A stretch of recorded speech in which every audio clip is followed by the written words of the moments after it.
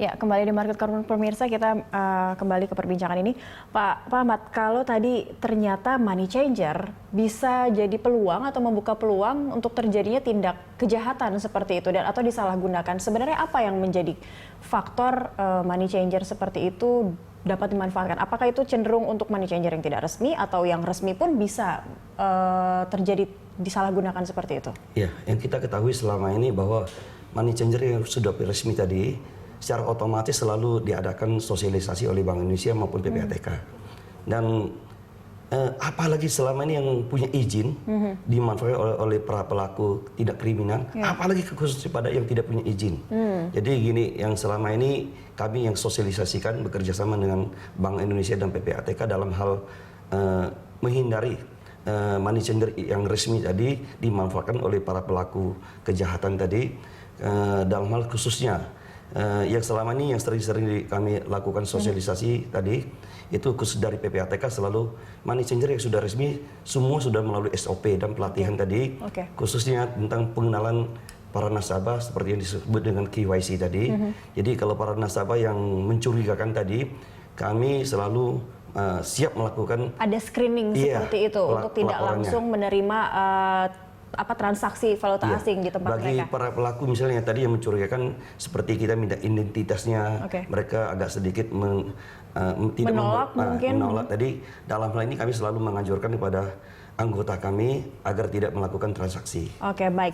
Lalu seperti apa peluangnya, Pak? Melihat sekarang kawasan ekonomi khusus juga semakin dibuka luas, juga banyak daerah kawasan-kawasan pariwisata juga di Indonesia juga semakin dibuka luas. Mungkin kalau daerah seperti kota Jakarta atau tadi Pekanbaru, Bali seperti itu, Kepulauan Riau dan Bali itu mungkin sudah biasa dengan keberadaan money changer. Tapi bagaimana dengan mungkin kalau kita menilai kawasan wisata yang di Indonesia Timur seperti itu?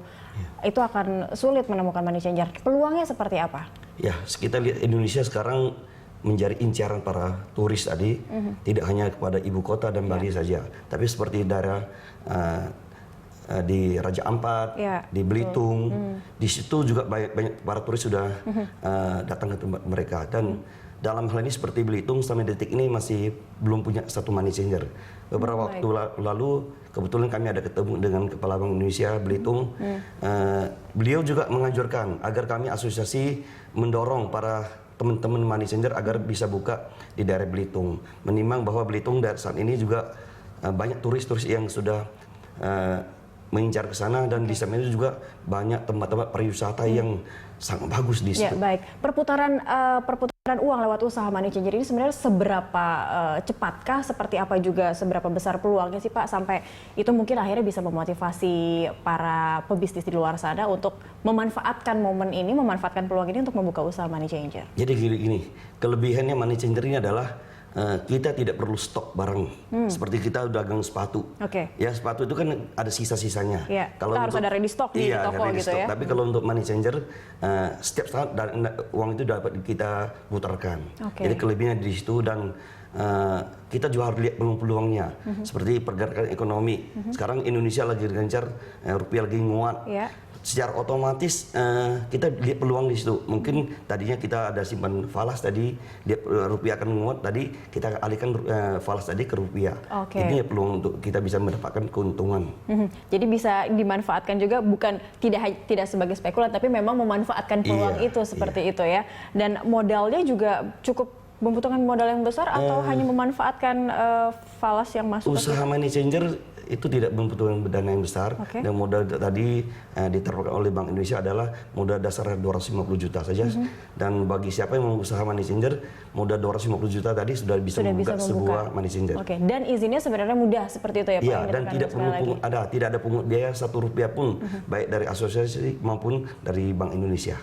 Baik, lalu yang perlu diketahui bagi mereka yang ingin menjalankan money changer selain tadi izinnya yang tidak sulit seperti itu dan modal usahanya juga termasuk yang tidak terlalu besar juga dan peluangnya juga cukup ada imbal balik yang cepat. Apalagi Pak yang perlu diketahui oleh mereka yang ingin membuka usaha seperti itu? Ya, sesuai dengan PBI yang baru pada PBI nomor 18 pada Oktober 2016 lalu memang diperketat untuk money changer agar tidak disalahgunakan oleh para pelaku kejahatan, sehingga untuk salah satu syaratnya untuk mengurus izin adalah para direksi setidaknya harus punya pendidikan minimal D3. Oke, itu ada syarat dari pendidikan untuk si pemilik seperti itu.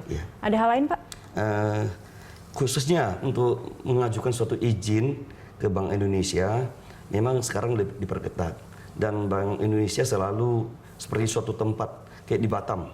Batam saat ini merupakan nomor 2 terbesar di Indonesia yang punya money changer. Tapi ya bisa kita katakan bahwa di Provinsi Kepulauan Riau termasuk Batam khususnya saat ini tidak punya satu money changer yang ilegal. Karena di situ kami asosiasi sangat bekerja maksimal dan juga bekerja sama baik dengan Bank Indonesia, sehingga suatu tempat itu bisa katakan untuk memberikan jaminan kepada para turis yang datang ke suatu tempat bahwa di situ tidak punya money changer ilegal dan harganya juga seimbang. Oke, baik. Itu yang diperlukan juga bagi pendatang, tidak hanya wisatawan saja, tapi ini juga penting bagi pebisnis yang ingin melancarkan bisnis mereka. Ada jaminan seperti itu. Para turis, aman, nyaman, dan juga mereka mendapatkan rating juga seimbang seperti itu ya. Baik, terima kasih Pak Ahmad telah berbagi bersama kami di Market Corner. Pemirsa, tetaplah bersama Market Corner, masih ada informasi lain yang akan kami hadirkan sesaat lagi usai jeda.